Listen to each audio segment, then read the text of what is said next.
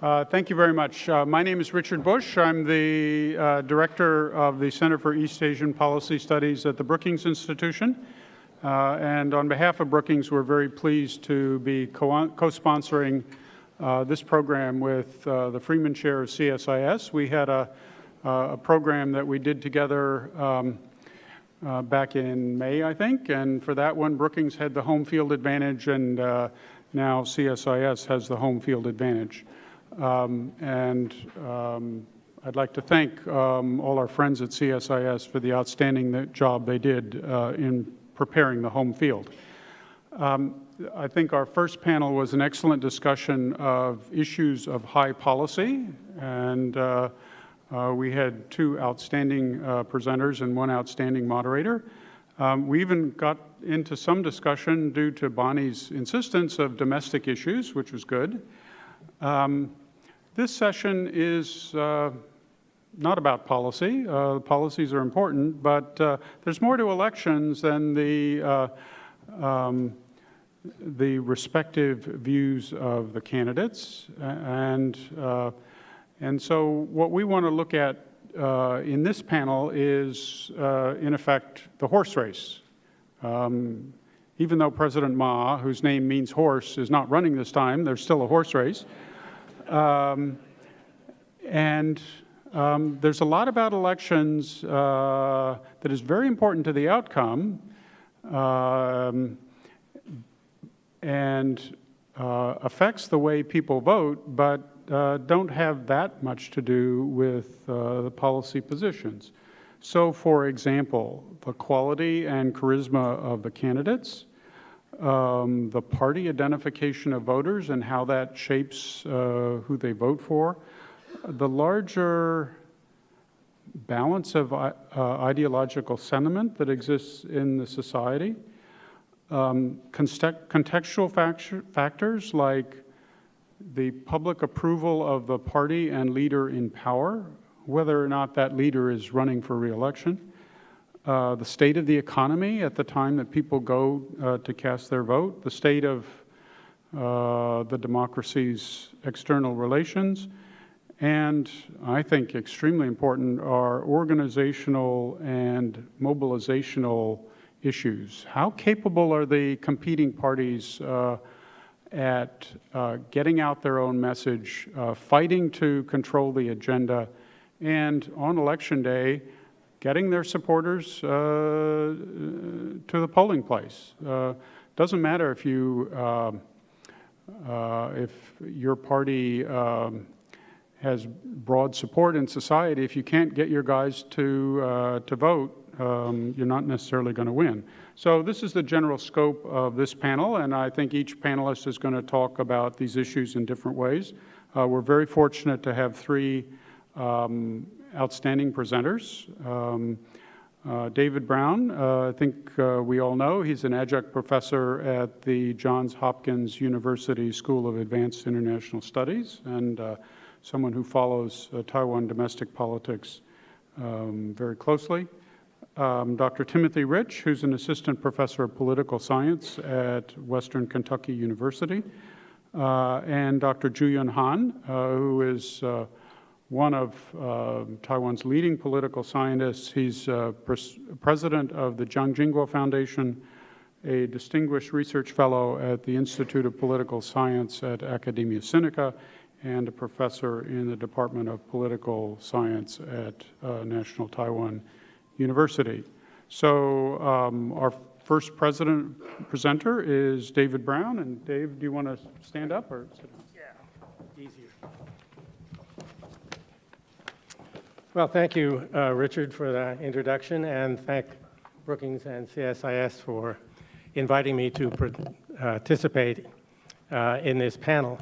And as Richard said, I'm an adjunct professor at SAIS, and that's the capacity in which I'm speaking. I'm sometimes misrepresented in the Taiwan press as speaking for someone else.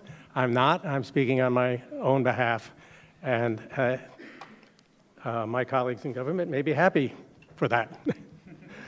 Anyways, it seems very clear from the information that's been presented already that Taiwan politics, which has gone through in the last quarter century some dramatic shifts in political power, is in the process of going through another one.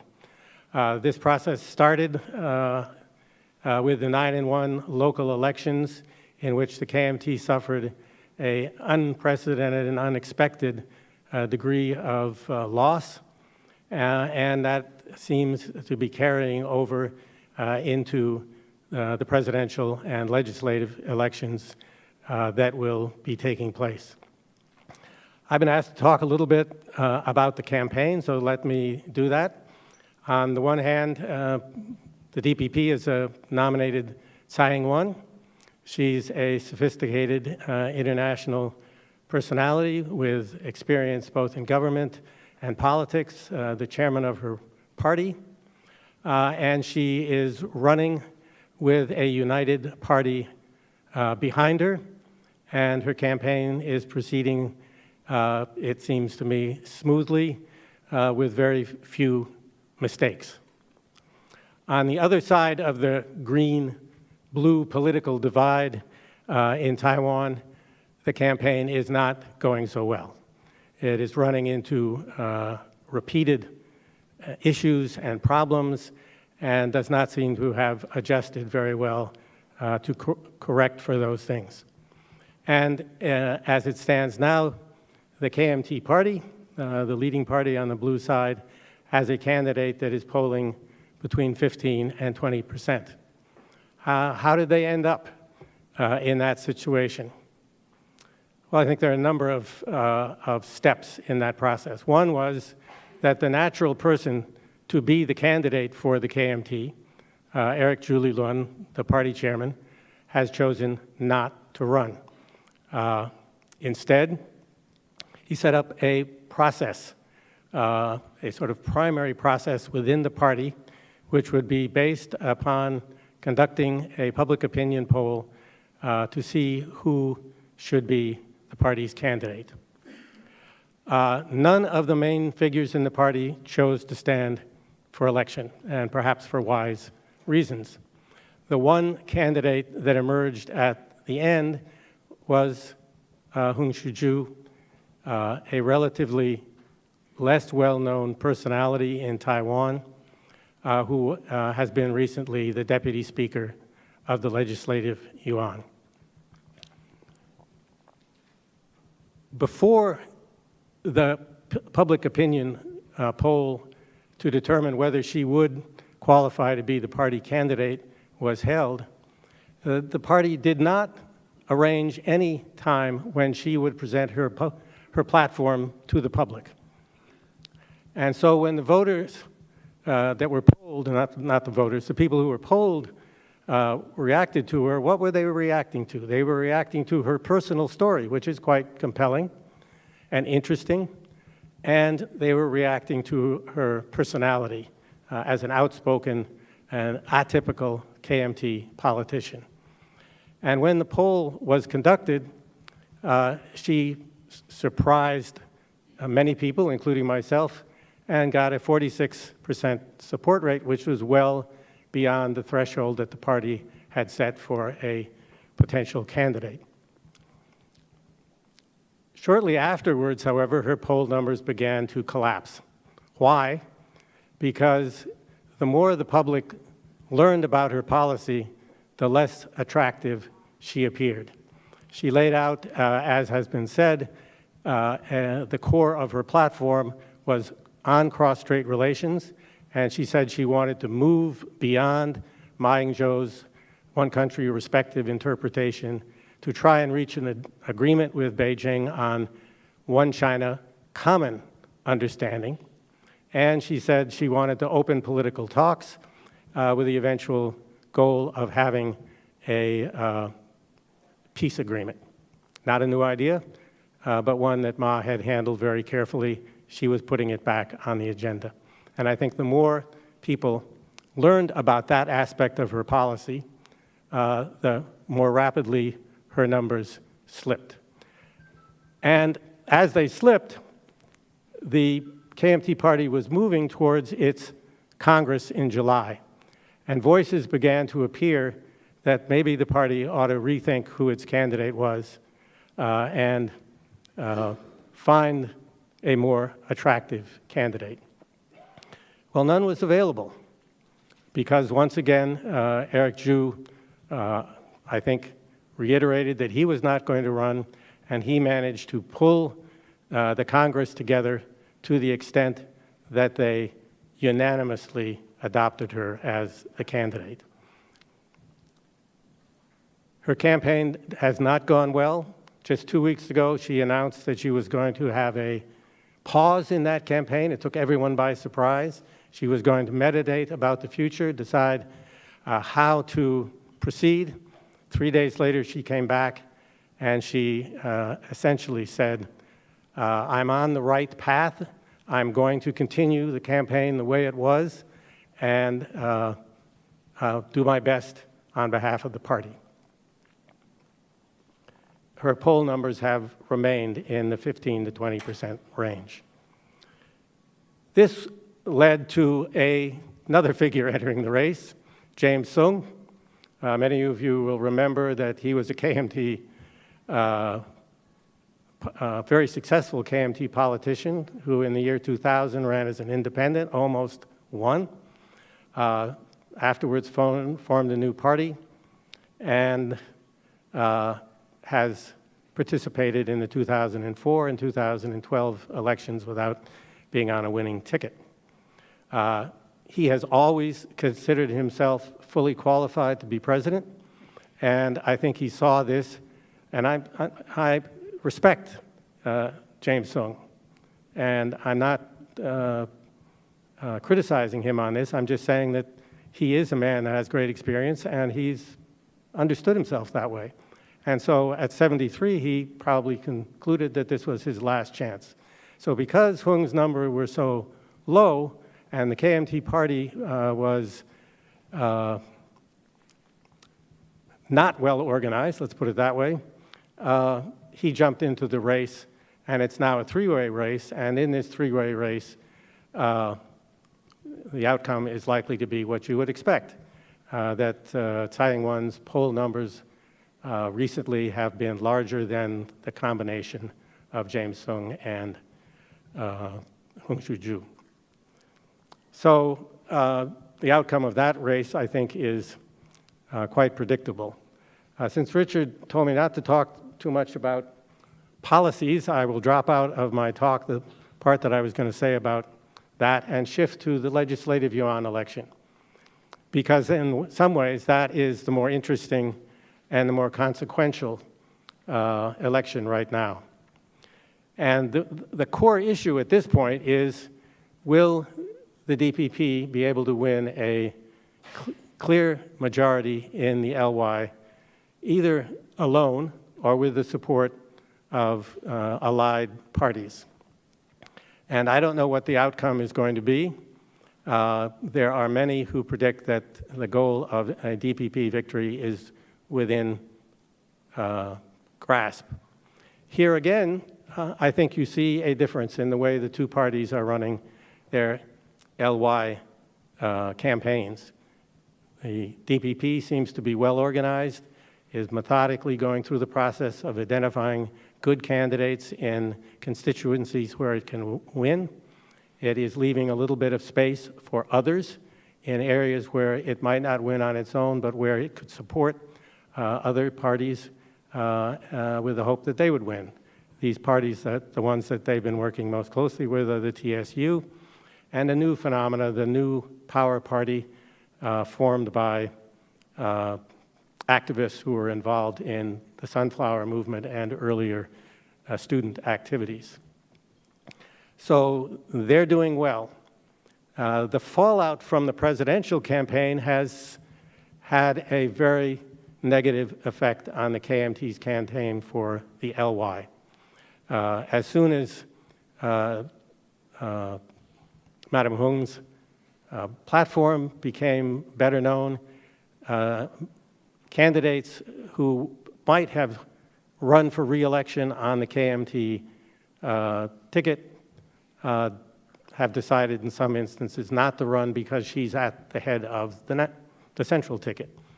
Others have left the party to join the PFP, and several have amalgamated into a new party, the Minguodang, which is based around the candidate in Hsinchu who had the largest electoral support in the last LY elections. So the KMT side is, again, badly divided, and its prospects, I think, are poor and really do open the possibility that the DPP with allies could win a majority. The LY election is also interesting because, as I said, you have new parties participating that have not participated before. The Minguodang on the KMT side of the spectrum is not a new phenomena, I don't think, but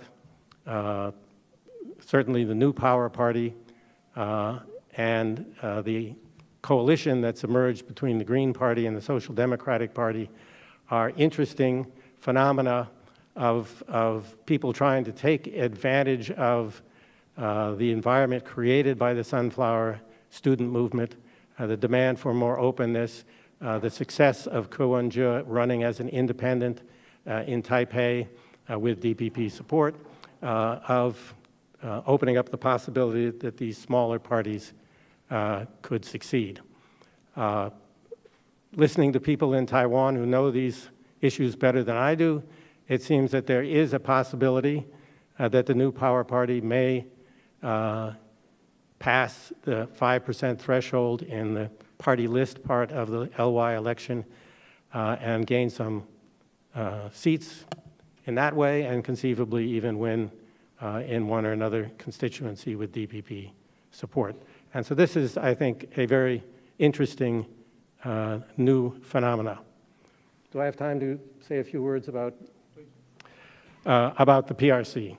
Because that is really interesting. At the beginning of the campaign, maybe 8-9 months ago, speaking with Taiwan experts from China, you would sometimes hear that, oh, national level elections in Taiwan are different than local elections, and therefore there is a possibility that the KMT might do well in the elections in January of 2016.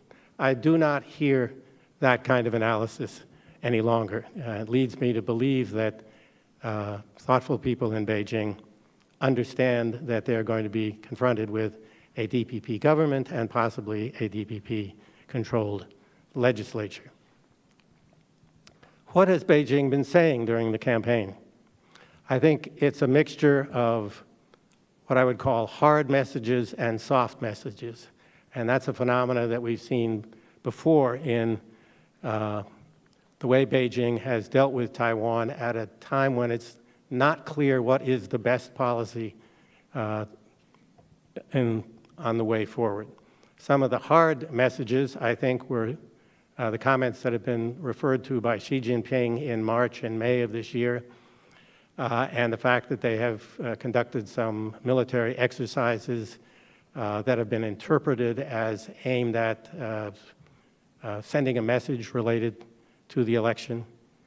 And the softer message is, in part, also Xi Jinping, because his comments have been, I would say, not always clear just what he was saying. There have been times when he talked about the importance of unswervingly maintaining the continuity in the peaceful development of cross-strait relations, which has a certain soft message in it.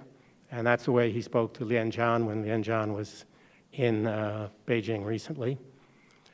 And I think the way they have dealt with Taipei Mayor Ko Wen-je shows a certain flexibility on issues which would not apply directly to the DPP, because the DPP is different than a independent mayoral candidate with no background, no history of relations like the DPP has. But it showed, in my mind, as Tung Chen-yuan said, a certain flexibility on Beijing's side. So I am left a little uncertain. I think on the longer term, when SAIS won, and they're in not a mode of trying to influence things, but of having to deal with a new situation, Beijing will be confronted with many difficult choices. One of them basically is, are they going to stick with the peaceful development policy or shift to a much more military-focused, coercive policy? I don't know the answer to that question, in part because I don't know that I fully understand the man who's going to make the decisions on that, which is Xi Jinping. But my personal bet is that they will move to find a way to try and keep the peaceful development policy going, but with many adjustments to that policy. Why do I think it will be a difficult set of decisions for them? It's because I see them on the horns of a dilemma. On the one hand, they will want to show that electing a government that does not accept the 92 consensus or the idea that Taiwan and the mainland are both part of one China, which is Xi Jinping's core requirement, has to have some costs. They will have to deal with that government differently than they've dealt with Ma Ying-jeou. But to the extent that they do things that are seen as punishing Taiwan, they undermine their long-term goal of having a successful, peaceful development policy leading in the direction of some form of integration in the future. So I think they face great difficulties, and I will leave it at that. Thank you very much.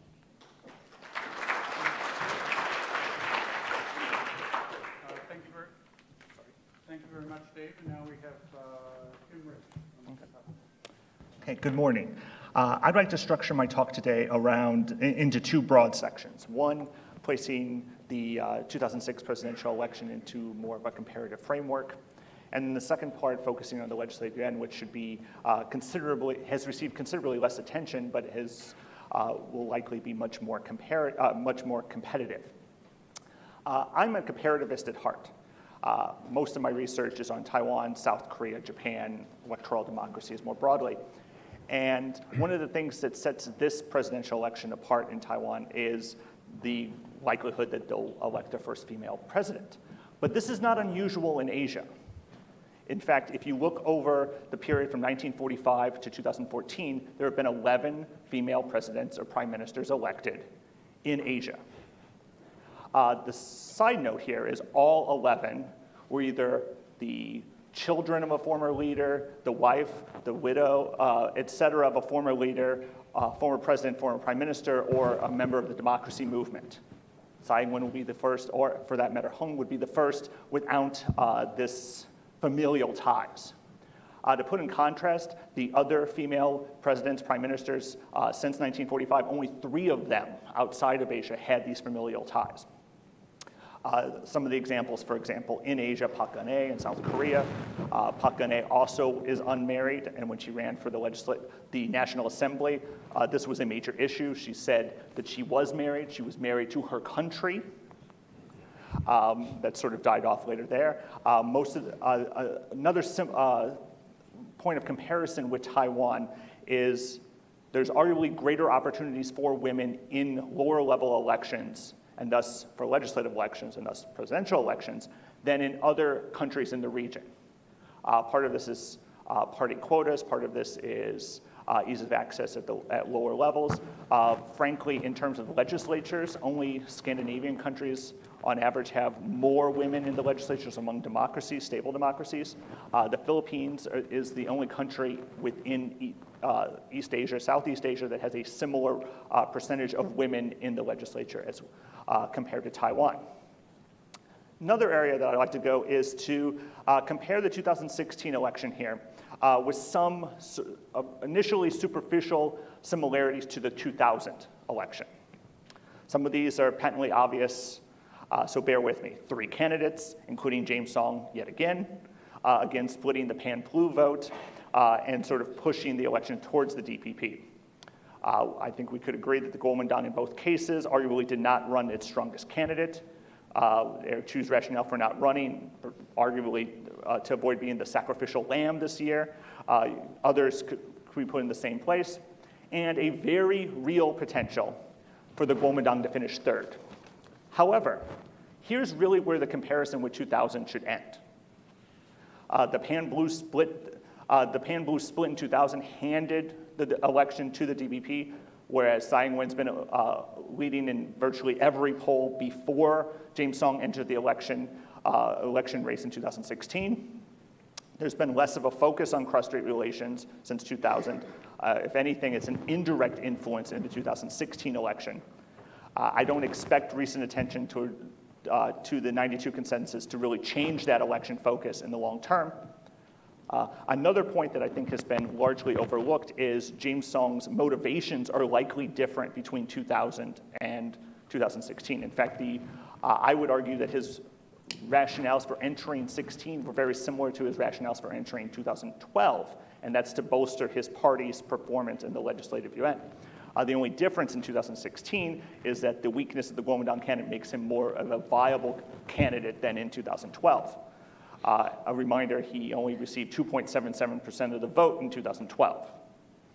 Other sort of clear differences between 2000 and 2016, the DPP candidate is not painted as the one that's the extreme, but rather Hung is playing this role, largely because of her positions on cross-strait relations. She's not appealing to the sort of blue base, but the deep blue. The growth in Taiwanese identification, even if just looking since President Ma Ying-jeou took office, a roughly 20% growth in those who identify as Taiwanese as opposed to Chinese or both, even though the percentage supporting the ill-defined status quo is roughly the same.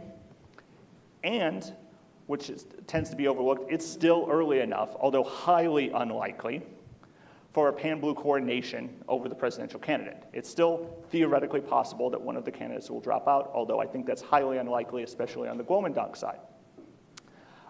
Basics here, my expectations for the presidential election are no different than almost anyone else's. I see the 9-1 elections have energized the DPP. Anti-Kuomintang sentiment may not necessarily translate into pro-DPP sentiment. However, Tsai, short of a scandal or an outside short-term event, seems poised to win. A sort of follow-up to this is if the Kuomintang does in fact come in 3rd, this should be a catalyst for at least considering internal reforms, especially in terms of recruitment. Something that I've brought up before today is not the question of why didn't Eric Chu run, but why aren't there other Eric Chus that were ready to run? Now shifting to the legislative election, here is where I think more attention needs to be placed. Where Tsai is favored to win the presidential election, the balance in the legislative yuan is less certain. I expect this to be a much more competitive race than 2008, 2012, but I do not expect it to necessarily end in a DPP majority. In both cases, in 2008 and 2012, the Pan-Blue coalition obtained super majorities. The Kuomintang on their own had a majority with their Pan-Blue brethren, 75% of the seats in 2008, 69% of the seats in 2012. The DPP currently have 40 seats in a 113-seat legislative yuan. They need 17 seats for a majority on their own. I would argue that the structure of the legislative yuan, especially after having the seats in half starting in 2008, have created structural conditions that make it difficult for a DPP majority. So first, you have 6 Aboriginal seats that will, in all likelihood, go all blue. You have malapportionment of district boundaries that largely benefit the blue camp a little bit more than the green camp, since each traditional county or municipality gets at least 1 seat. That means places like Jinmen get 1 seat. That means Tainan appears to be underrepresented. Even assuming a national shift, that means in terms of the proportional representation seats, the DPP could pick up at best 2 or 3 seats there. The big shift that they would need would be in competitive district elections. A shift of 2 to 3% there would actually potentially bring them closer to the number of seats that they need. But this also assumes that smaller progressive parties, like the NPP, or for that matter, the TSU, don't gain ground. It requires potentially coordinating with them in some of these districts. They may benefit, for that matter, if the PFP, if James Song's PFP runs a larger slate of district candidates than they have announced so far. And what I see are a handful of key select districts that make it more probable that the DPP will come close to that majority on their own. That would be districts in Taichung, Taipei, New Taipei, Changhua, and Taoyuan, Yunlin, and a few others that traditionally lean light blue. But I think 17 is really pushing it, frankly. My current prediction, and I hate making election predictions because my track record is not good whatsoever. I was very happy as a graduate student to predict the 2004 presidential election, but that was sort of a coin flip. But I'm sticking to it that it was planned. It was planned. My current prediction is that there will be a slight pan-blue majority in the legislative yuan. What I mean by that is a 1 or 2 seat majority, not the 75% seats, 69% seats. This largely, of course, depends on the level of both blue and green coordination for party list seats, but most importantly, district seats. But let's take one step back here. Let's assume that I'm wrong. As my wife says, I'm often wrong. What would a unified government look like if the DPP wins the presidential election and the legislative yuan? This would be the first time that the DPP has ever been close to a majority in the legislative yuan. I do not see that this would galvanize the party to sort of push towards a more independence-oriented sentiment. In fact, I think, as many have already stated, the expectation would be a maintenance of the status quo, although the particulars of this may be defined slightly different.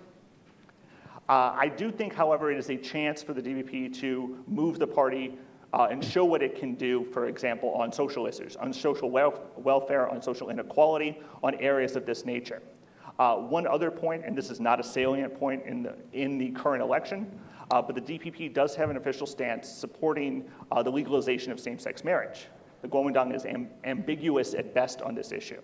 A little side note, the little public opinion survey data that I have seen on this issue suggests that Kuomintang supporters are actually more supportive of legalization of same-sex marriage than DPP supporters. Marginally. Why? I don't really have an answer for that right now. But what I expect is if there is the DPP do win in both areas, that you'll see these subtle shifts for future debates on issues of social policy, not so much on issues of cross-strait relations. And I'll wrap up there. Thank you very much.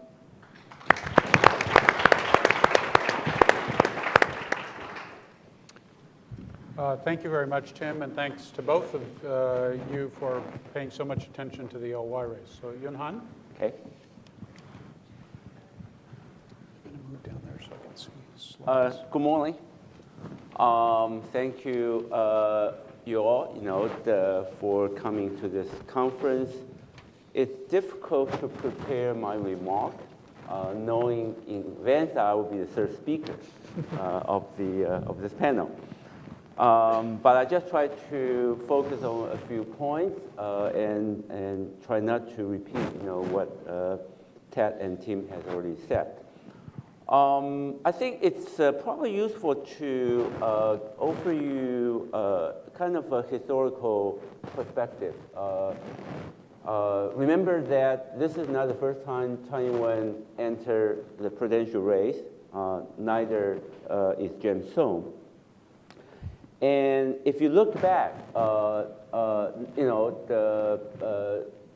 happened 4 years ago. At that time, this is the poll figure that you can collect during July and August, roughly at the same stage that our current campaign is right now. And at that point, you can tell that actually James Song he posed a formidable challenge in the three-way race. Okay, although he's not going to undermine Ma's I'm sorry, this is the I pushed the wrong button. Okay, this is the one. Yeah. 2011. Okay, this is during the July and August of 4 years ago, and James Song at one point get as much as 18% support in the three-way race in July, and I list all the what I consider the established polling agency, the number that we see. There are some little known, the group might pop up during the campaign, oftentimes for the purpose of disinformation, not offering much, credible sources. But, and then, the Taiwan actually, running, just slightly behind Ma Ying-jeou in terms of potential support for quite some time, and in the end, obviously, I think, Tim mentioned, earlier that James Song ended up winning only 2.7. So a three-way race eventually, end up as a two-way race, okay? Whether this scenario will repeat itself, well, obviously hard to say. This time, the Pen-Blue voter will feel very confused. Unlike last time, right? Ma is, they're clearly a winnable, electable candidate. So in the end, the Pen-Blue voter, simply abandon James Song and switch, to Ma, to avoid an easy victory for Taiwan. And this time, obviously, Tsai is a much stronger candidate than last time, being the front runner, according to any poll, you can collect at this point. But her support hover around, can be as high as 46% ever recorded, but sometimes can be as low as 34%. And the so-called undecided voter, also fluctuate a great deal from one poll to another, which suggests actually a sizable portion of our electorate, their mood is actually quite volatile. That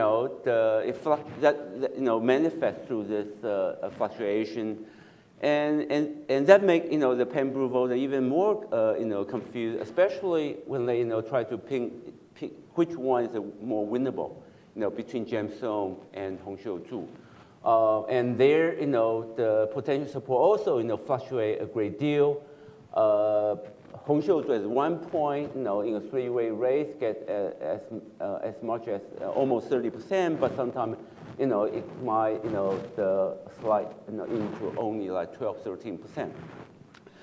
So this is, what has happened July and August. Now, whether this will stay this way or it might, eventually, the Pen-Blue voter can identify, a clear-cut runner-up. So that will shape, the scenario and dynamic of the selection, in a very significant way. But I think a very important point is that Tsai is obviously a much more stronger candidate than she was in 2011. And the reason, is that the widespread popular disenchantment with the KMT and with the Ma Ying-jeou administration, and Tsai has self-paddled her Taiwan independence agenda, which alleviate some anxiety among the middle-class voter and also United States. And KMT, suffered from internal feud, leadership vacuum, hollowing out of grassroots organization, and failure in setting agenda in cyberspace and the media world. And Tsai at the same time, should be reckoned with. I believe that her campaign is the best financed, best organized since 1996, in which Li Denghui won the election by a very convincing landslide. And this is not well known here. Actually, Tsai over the last 4 years, as a full-time candidate, presidential candidate, for the 2016, has actually built up a very robust and elaborate grassroots support organization. in way that we have nothing before for the DPP. Last time, she was quite frustrated, but she had to rely on the faction. Not local faction, but within the DPP, there are quite a few different, the New Thai faction, Tung has his faction, Frank Shea has their faction. So she have to, she couldn't really have a firm grip on the grassroots, organization work. But this time, she learned a lesson. She established more than 800 Friends of Taiwan local chapters throughout Taiwan. And also, there are more than 1,000 groups, on the line, the social media. So that's why, she surged, on the very top, in the early stage of the campaign. So this is, the most interesting question, whether this will be going to be a replay of 2012 or 2000. Obviously, I think I agree with Tim that it's very likely to be a replay of 2000 rather than a replay of 2012. So that, under that scenario, obviously the Pembroke voter will be torn between Hong and Song and could not make up their mind toward the very end. Under that scenario, DPP LY election will benefit enormously from Tsai's cocktail effect, and even the People's First Party LY election might benefit from James Song cocktail to some extent, and that will deal a KMT with a very humiliating debacle. However, I wouldn't rule out entirely another low probability scenario in which that Hong or Song, one of them eventually emerge over the next 2 or 3 months as the more clear-cut runner-up. And that might trigger a massive scale of strategic voting among the Pembroke voter at the finishing line. So in that case, both the presidential and NY election races might become more competitive as a result. Although that scenario, probably would not in any way undermine the prospect of Tsai winning the election, in my mind. Now, obviously, we should pay more attention to LY. I think Tim has already touched on that. And I also agree with him that the outcome of LY election would be even more consequential than whether Chen-yuan can have a convincing mandate, in terms of winning more than 50% of the popular vote. And this is one scenario based on the Taiwan Future Exchange. This is a website. And this is, so the first pie chart is the current distribution.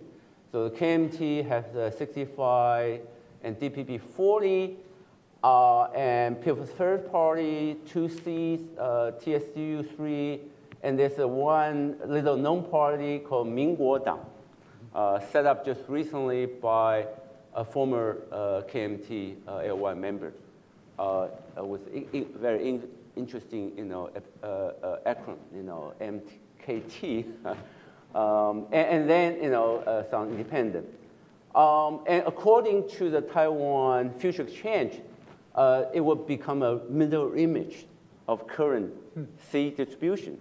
So it's likely that the DPP can get as many as 63, and also, that also means, a clear majority in the LY, and the KMT might end up with only 43, a very substantial setback. The People's First Party might get as many as 5, and the TSU might disappear. The only new party that might get a very small foothold in the LY could be the New Power.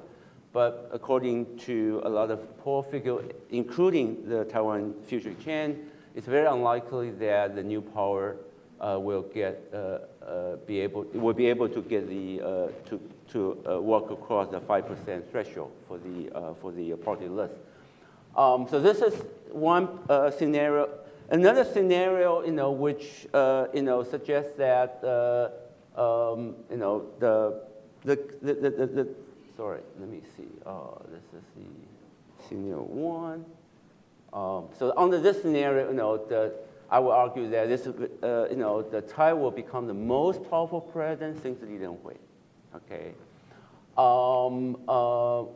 The reason that this election will also trigger a generation shift in LDP leadership. Okay, and that shift will be completed, which means that people like Su Tseng-chang, and Lu and Feng Shui, will pretty much be marginalized, and all the existing faction will become weakened. And also Tsai, with the support of her own, personal network of grassroots support, so her position will be much better. And then under that scenario, I also predict that the executive branch will regain the control over the legislative agenda, which is not the case for most of the time under Ma Ying-jeou's presidency. And also another sea change, might happen to the LY is that the spoil system and the power brokering scheme centered around the LY speaker, namely Speaker Wang, will be curtailed, if not dissolved. So this is a very significant development in terms of legislative politics. Actually, since day one, Ma have to live with a co-president who is Speaker Wang, and who is not a friend of the president. So this, under this scenario, the ascendance of legislative power, which has taken place over the last 15 years under Speaker Wang, will be arrested, if not reversed. However, I wouldn't rule out this scenario completely under which the DPP couldn't, win the majority outright. And actually, the People's First Party might turn out to be the critical, swing bloc in the LY. And the KMT might do slightly better than the first scenario. If that's the case, I will predict that Tsai will be pressured into forming a coalition government. Most likely, sign up People's First Party. Basically, under this scenario, his party will become a critical voting bloc that can make or break the DPP control over the legislative agenda. And under that scenario, KMT remain a very formidable political force, and probably itself, can retain its cohesion and avoid breaking up. But also under this scenario, the power balance in the LY might become very mercurial. It's hard to say. Even the PFP in the beginning might form some kind of coalition with DPP, whether it will last. Can it survive a lot of litmus tests over cross-strait policy? It's very difficult to predict. And also under this scenario, I think DPP government will be haunted by its mirror image, in the sense that the KMT will revenge with the same disruptive tactics on the legislative floor, something we are all familiar, over the last 8 years. Then let me use some political science benchmark to evaluate the importance of this coming election, whether this 2016 election will become a critical election for Taiwan's electoral politics. Usually, you can apply these 4 criteria, okay? And I would say the coming election is very important election, for a lot of reasons. Although it probably, the first criteria is, whether this election will trigger major party realignment and reconfiguration in the party system.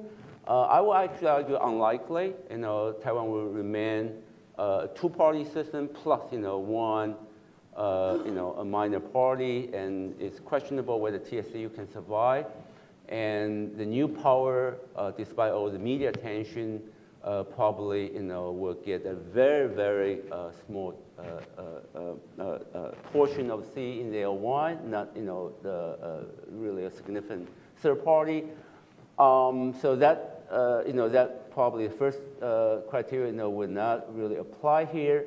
However, it will introduce a restructuring of the executive AOY relationship, as I just mentioned, which is actually very important in terms of day-to-day operation of our government system.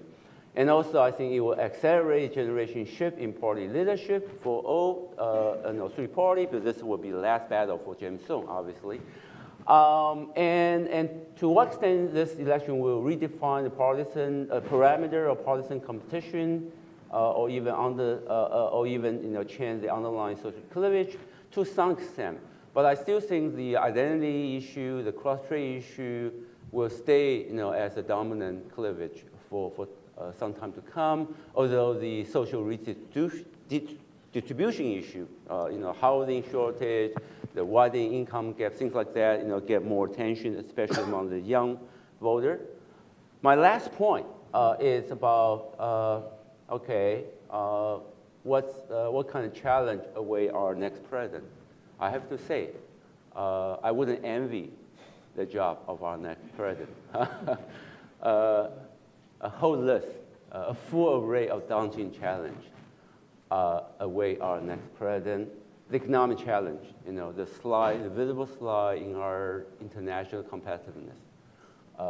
Whether we can sustain the growth momentum, it's going to be a huge challenge. And Taiwan is facing a very unfavorable demographic trend, just like Japan, aging, very low reproduction rate. And the next president will have to face the acute trade-off between growth and environment. Whether the government can guarantee a reliable supply of water and power. With the fourth nuclear power plant, have been mothballed. Probably not going to run in the future. And we have the huge mismatch in the labor market. We have too many college graduates without marketable skill. And also, we are facing brand drain. A lot of people with, skill and transportable asset, they actually might be attracted by Hong Kong, Singapore, and Shanghai. Not to mention the widening income gap, which, make a lot of younger generation sorely frustrated and feel deprived. And also the challenge of government itself, it's quite, I would say, quite serious. The government as a whole, have to deal with the deteriorating physical health.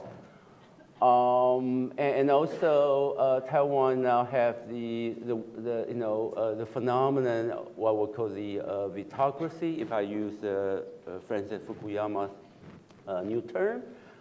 We witnessed the proliferation of veto players, the many single issue groups, strongly minded, wouldn't, budge a bit, they wouldn't settle for any compromise. For instance, that the Taiwan Semiconductor, want to make its latest, expansion in Taitung Science Park.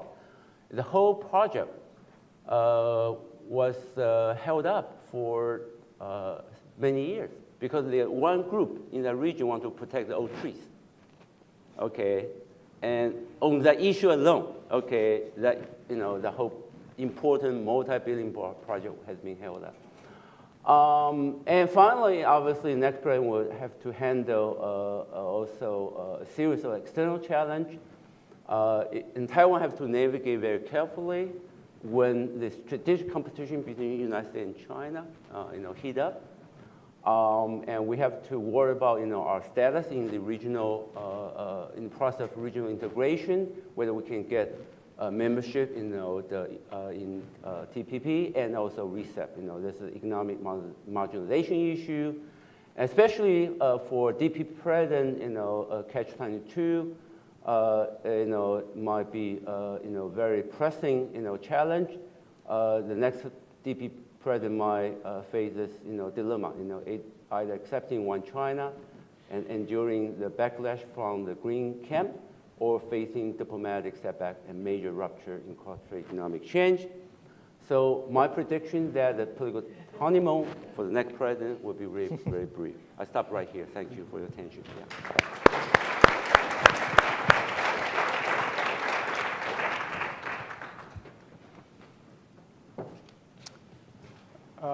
thanks to each of you for outstanding presentations. You covered a lot of ground and I think hit all the right issues and even some I didn't think about. We have half an hour. I'm sure you have lots of questions. I have lots of questions, but I'm not going to take up your time because we want to hear from you. The ground rules are, once I recognize you, wait for a mic, identify yourself, designate to whom you want to pose the question, and please keep your question brief. These are very smart people. You don't have to give a paragraph for them to understand the question. Just one sentence will do. So who has the first question? Yes, Mike.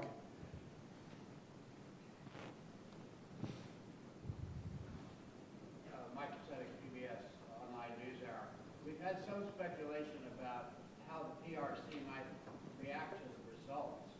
Is there any way of divining how the PRC reacts just to the fact of this process? That you have the most vibrant democracy in Asia, a lot of changes in power, a lot of tourists, business people travel from the mainland to Taiwan. There's at least some media seepage into the country. What is the, how do they react to this democratic process going on so close to them? Anyone want to speak to that? Go ahead. I think it's frightening to them. When their citizens travel to tourism, one of the things you frequently hear is the most interesting thing they want to do in the evening is to stay home and watch all the talk shows, political debate shows. There's six or seven channels that are running these almost continuously, and this is something that they're very interested in. I think they've also been shocked by the potency of the Sunflower student movement and the similarities it bears to the umbrella movement in Hong Kong, and that these are things that, for a government that is paranoid about its maintenance of political control in its own society, I think these are very disturbing phenomena. Anything in addition? Well, I think for both the policymaker in Beijing and also for the general public, but this is a very predictable election. So I don't think the outcome will come as a surprise to any audience in mainland China, because this popular opinion poll has primed, all the potential audience, for a long, long time. But obviously, people like Xi Jinping and his senior staff will have to, once she gets elected, will either go back to the drawing board, how they're going to continue this peace and development strategy, or they will revisit, the assumption of their, past policy. I think this is obviously will create a very hard choice for Beijing leaders. A couple of additional points. First of all, I think it's actually good that this election will not be a surprise in its results. If there is a surprise, it sort of tends to create more of a reaction. I would also say that I think fundamentally, China's leaders and the CCP worry that in a system like this, a relatively new democracy, it's very easy for demagogic politicians to thrust themselves into a power when they don't really reflect the will of the people or what Beijing thinks the will of the people should be. And it makes it unpredictable and very difficult to manage. Next question. Yes, right there. Yes.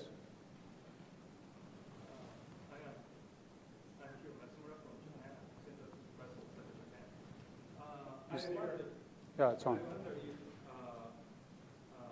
the expected election outcome is a recurring pendulum shift within the structure reflecting international relations, or it is should be characterized as a hunting target for domestic political societal evolution.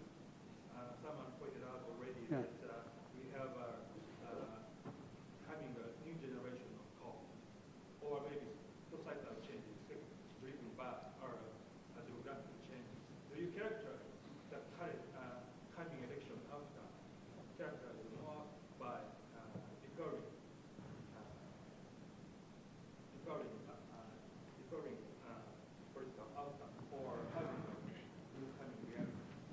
Yunhan, do you want to take that? Yeah, well, I think I already mentioned in my remark that this election will obviously trigger a generational shift.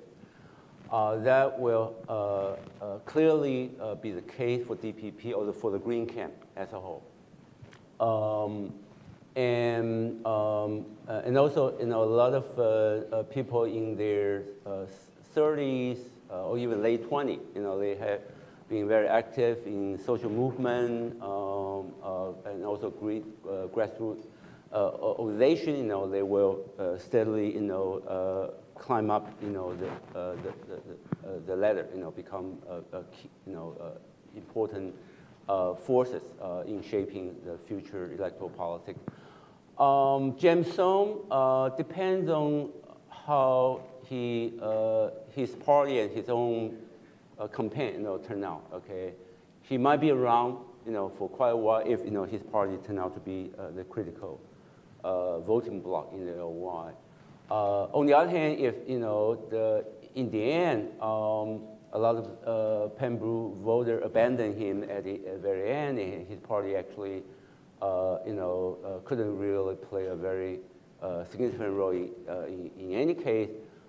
Then it's questionable whether PFP will survive, without James Song. So the KMT is more in a obviously less predictable track, and it will have to lick its wound. It goes through a lot of soul searching, and one of the a so-called established leader might have to come out to put all the pieces back as one again. That they will have to elect a new chairman. If Eric Chu insists he's not going to serve again and take responsibility for the defeat. This guy could be Hao Longbing, could be Jason.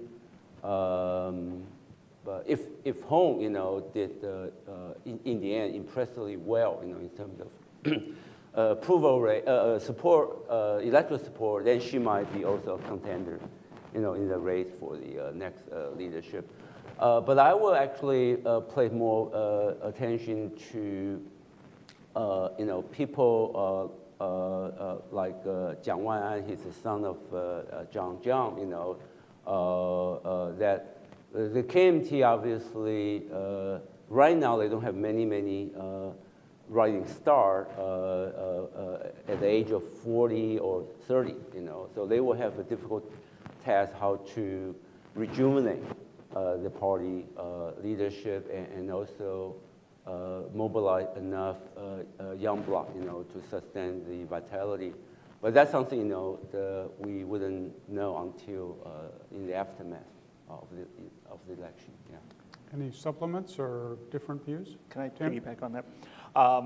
I would say that if James Song's PFP doesn't win 3 or 4 seats in the legislative UN, that this is probably the end in terms of the PFP. I think 3 or 4 is sort of the threshold.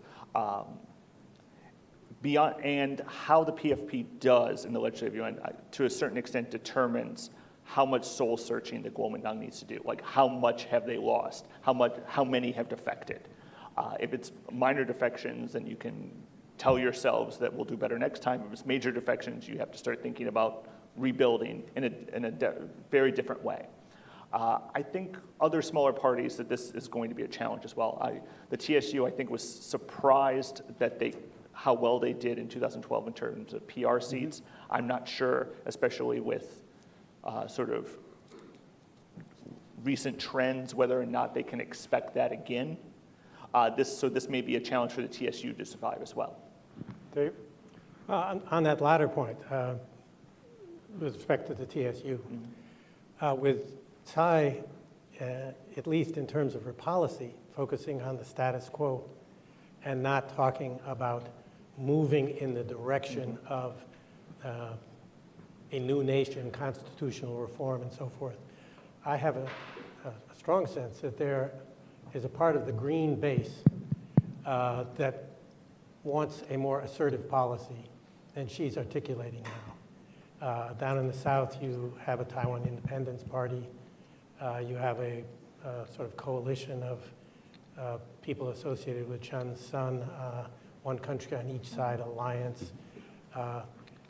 This tells me that there's a segment of the Taiwan electorate that wants a more assertive policy towards an independent status for Taiwan than Tsai is articulating. And so I'll be interested to see whether the TSU can plug into that like they seemed to do in the last election when she wasn't emphasizing ethnic issues and Taiwan identity the way the DPP had always done before. And I respect her for not emphasizing those. But it clears up a little space, I think, for a more deep green party, and maybe the TSU will fill that.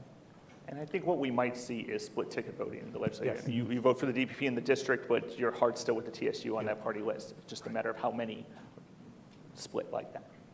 Dave, I would hypothesize that this sort of deep green effect would be more likely if the mainland took the kinds of steps that Szu-yin was talking about before that create a sort of downward spiral in cross-strait relations. That probably won't happen. Alan Romberg For has the been election. waiting patiently.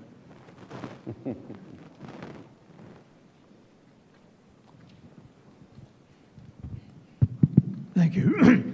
One request that the other microphone be looked at to see if it'll work. I'm sorry? The other microphone didn't work very well the last time, so I request you look at it. Alan Romberg, Stimson Center. I have one very small factual question and then a larger one. The small factual one is that there was an issue about whether the university exams would conflict with the January 16 election, and I don't know how that's turned out. So does somebody have an answer?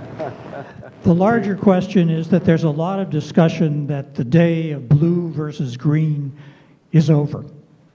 And you've talked around this a little bit, but I wonder if you could talk more directly about that. It seems to me if the issue is cross-strait, that even if Taiwan's not going to push for independence, that issue doesn't necessarily go away. So I'd appreciate some thoughts on the future of blue-green versus some other division. So who wants to do the university exam question? Hopefully the university professor. Well, yes, usually that week, okay, January 16th, okay, is exam week, for a lot of university college, and there might be some call, among the college students who are anxious to go back home to test their ballot, to negotiate with the school or the teacher whether they can move up, okay, the exam, 1 week. But I don't think that will affect much, in the end. Either turnout, maybe a little bit, maybe just a little bit, and so it's not trivial issue, but on the other hand, not that important either. So regarding the whether we're going to see the end of the blue and green divide, probably not. On the two assumptions, okay. Number one is that the cross-strait issue entangled with identity issue remain the dominant cleavage, okay, if that's the case. And secondly, that Taiwan and her party will never come to agreement on the one China principle, okay. Okay, if that remain the case, then I think there will be, continue have this green and blue competition. Okay, anybody else on the blue-green? Well, you're a political scientist more than I am, so. I would generally I can concur say that something the sort basic. of the continuation of the blue, the sort of the blue-green divide, maybe under a couple situations, sort of lower level elections, it may mean a little less over time, where cross-strait relations aren't sort of as at the forefront, but I don't see it dissipating by much. Harry Harding.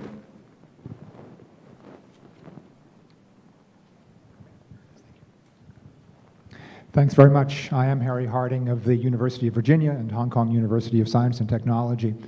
I want to ask about something that hasn't yet been raised and to see whether perhaps it's not as important. When Hung Shou-ju was first nominated, one of my most pro-KMT friends on Taiwan said, she not only has a great personality, an unusual background, but she's a woman, and what she's going to do to put it away is to nominate a Taiwanese man as her running mate, and that'll just put it away for her. That obviously hasn't happened, but to the best of my knowledge, neither candidate has chosen a running mate. In many systems, including our own, where presidents and vice presidents are directly elected, that is seen as an important choice, both for indicating the judgment of the presidential nominee and to build a broader base of support. What's going on here? Anyone? Do you want to? I don't have a good answer for that. I really don't. I mean, part of it, I guess, is trying to see where you're going to need support geographically a little bit. Like, oh, okay, like this area, maybe if we put someone on the ticket, that will bump up the vote a little bit. I really don't have an answer. I will pass. It's Well, it's remarkable that nothing has been done by any of the candidates on this at this stage. I know that, if I understand correctly, independent candidates have to announce their VP candidate like now, like when they register, whereas the registered parties don't have to. When they collect all the signatures. But if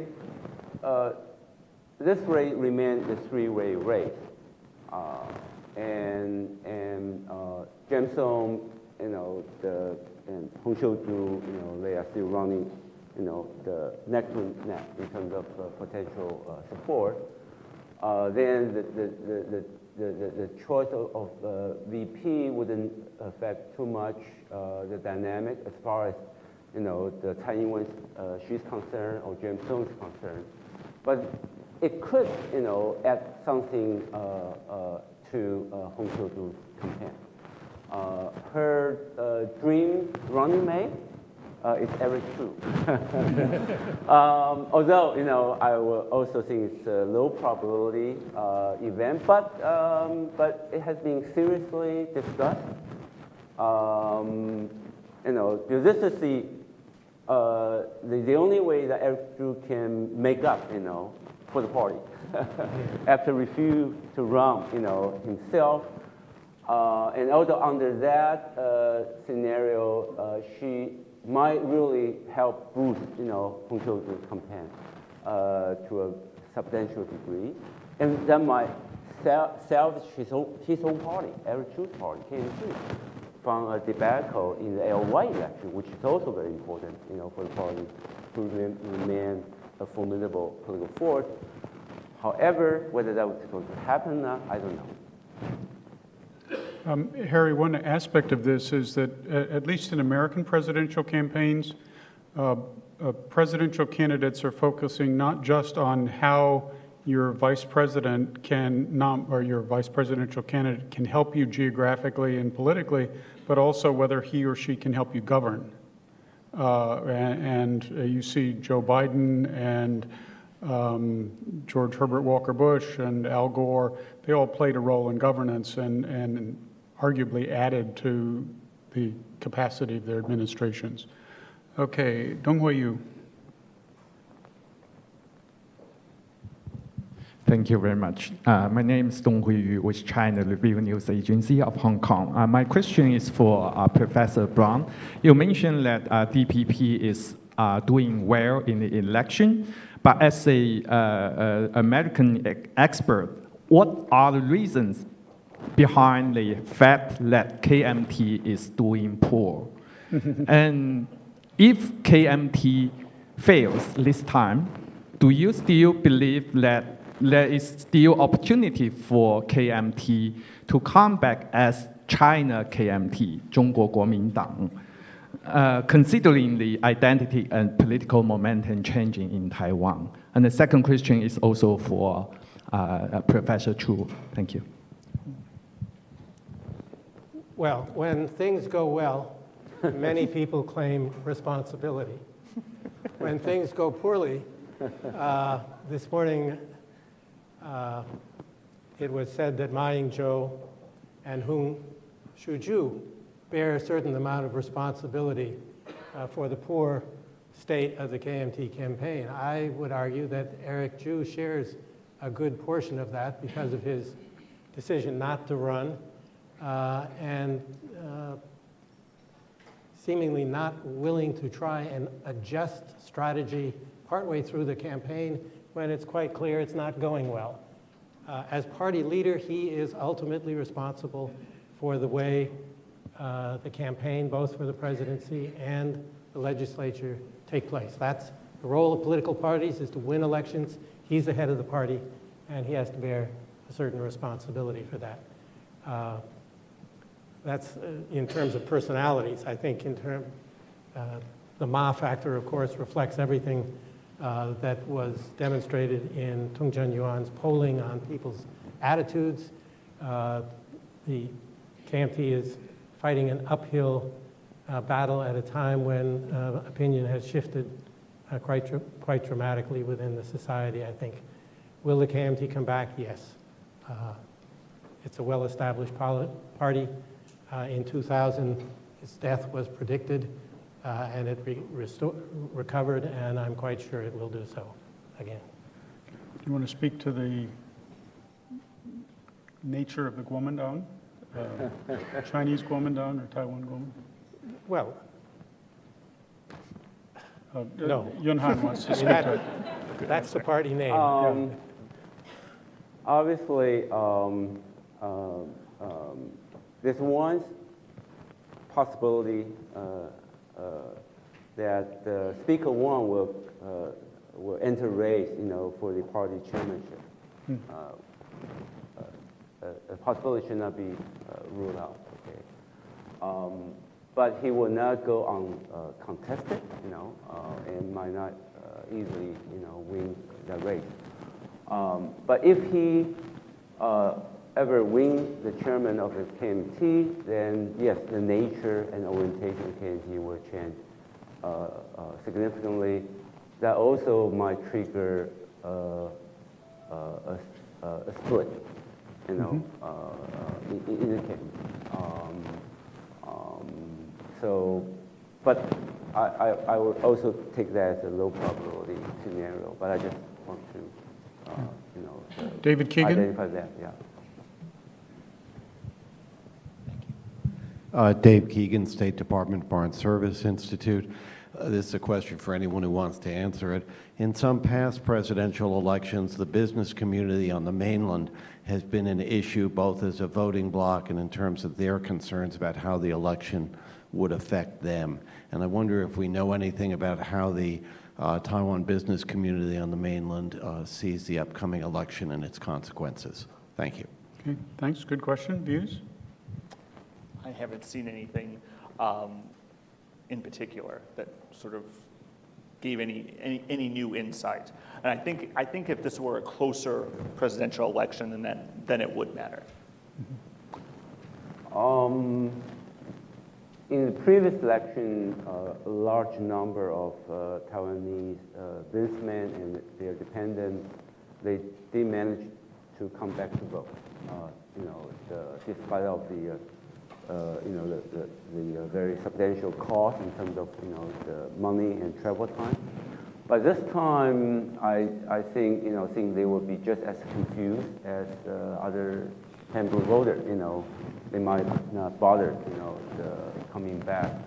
But obviously, I would say they are not necessarily a unisonic group.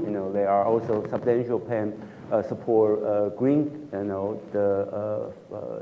the community. But I would say the majority will feel quite nervous and anxious about what will happen in the aftermath. Obviously, if Xi Jinping raised the bar, too high, for Taiwan to overcome, then obviously this group, Taiwanese businessmen, will have to bear the burden, if there any rupture in the cross relation. Yeah. Dave? I'll just add that in the last campaign, several very prominent Taiwan businessmen with interests chimed in at the last moment to endorse the importance of the 92 consensus. Mm-hmm. I doubt that will happen this time, in part because it's not a close race. Tom Reckerford has been waiting patiently, and then that's probably the last question. Thank you. Tom Reckford with the Foreign Policy Discussion Group. To what extent have the prolonged political demonstrations in Hong Kong had an influence on the electorate in Taiwan? I'll answer that because this is a topic I've been working on in part. The answer is very little. If you're talking about the public as a whole, the attitude seems to be Taiwan is Taiwan, Hong Kong is Hong Kong, and so what happens there doesn't affect us. Where it's had a lot more impact is in, let's call it the political class, and among politicians, among the media that is that has a role playing on political issues. So during the protests last fall, the green media sort of hammered away on Hong Kong, I suspect because it was a useful cudgel in sort of beating up poor Ma Ying-jeou, because this spoke to his policies and so on. So one last question. The gentleman right there next to Tom, I guess not. Okay, in the back. Chen-yuan from Institute of Taiwan and American Studies. My question is, Xi Jinping going to be in D.C. this month?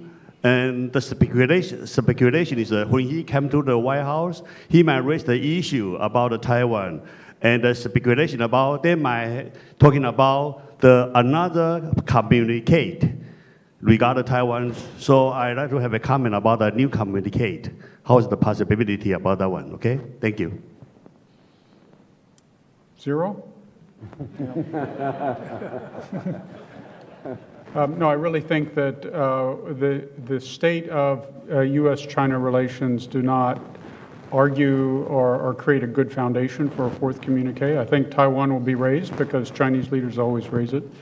But I think this is not in the cards. So thank you very much for your great questions, and please join me in thanking our panelists.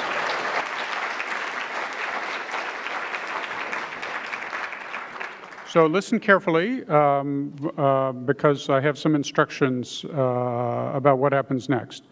We're going to have lunch. It's a buffet lunch, and it's out there. We're going to ask Shelley to go first to get her lunch so she can she can be well fed before she has to speak. And please be back in your seats within 20 minutes. Because that is when I will introduce Shelley and we will start the luncheon program. Thank you very much.